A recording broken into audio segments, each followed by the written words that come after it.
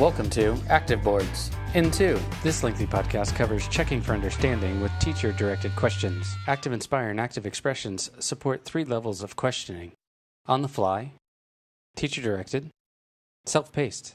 This podcast demonstrates how to insert teacher-directed questions in flip chart lessons. Start by opening Active Inspire. I like to use teacher-directed questions as formative choice points placed throughout my lesson. Artfully crafted assessment questions can provide you with just enough information to adjust your instruction to meet specific student needs as you encounter them during your lesson. To begin, click on Insert and select Questions, or press Ctrl-Q on your keyboard. This opens the Question Manager window, which you will use for both teacher-directed questions and self-paced assessments. Although you can set up a question many different ways, I like to start by simply typing my question in the Questions pane of the Question Manager window. For this question, I'm going to type, "What is your favorite color?" When the question's complete, I press Tab to launch the Question Properties pane. Here, I can click on the first drop-down menu and change the type of question that I'm asking. The default question type is multiple choice. You can also click on the drop-down next to the option to change how the option is listed. Now I'll type in my options. You may include up to 6 options. In this example, I'm only going to have 4, so that I can highlight for you how to delete additional options. Scroll down in the window. To delete the additional options, notice the little X below the pi symbol. Click on it, and the options are deleted. The pi symbol allows you to insert an equation at any point in your question. Now you can set the number of responses just as you did with on-the-fly questions. If you'd like to preset a correct answer, check the box next to correct answer under the choice that represents the correct answer. You may choose to set the correct answer later to foster conversation during your lesson. Scrolling down the window, you will notice that you are able to set a time limit and include a follow-up question. The format of the follow-up question is always a Likert scale. Once you've put in all this work to develop your question, you can have your question content automatically placed on the page. Check the box that says Replace the page content with a new design.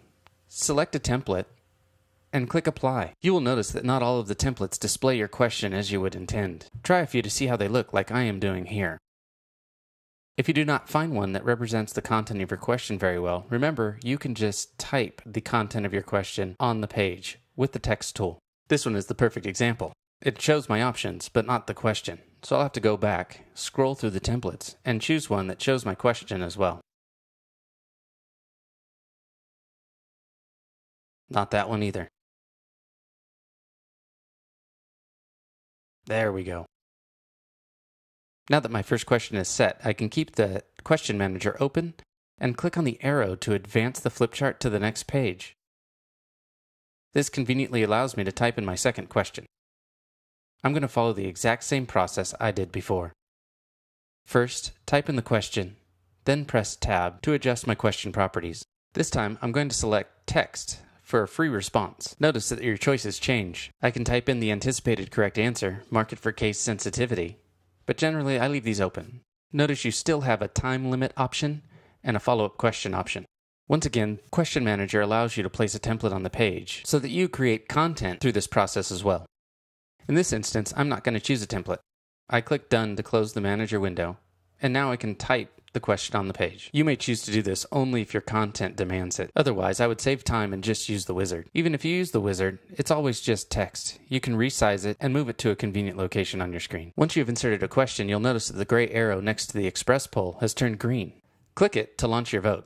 The Student Devices window opens up and you can see the responses coming in. As we saw before, when all of the students have responded, the immediate feedback window pops up, and you can see the results. More on this window in another podcast. At any point, you can press Ctrl-Q or go to Insert Questions and open up the wizard again to edit an existing question on the page. The Question Manager window also has a Document tab up at the top that generates a handout that lists your question. While not a great option for teacher-directed questions, it's a great option for self-paced assessments. But more on that later. When you're done, close the Question Manager window by clicking Done.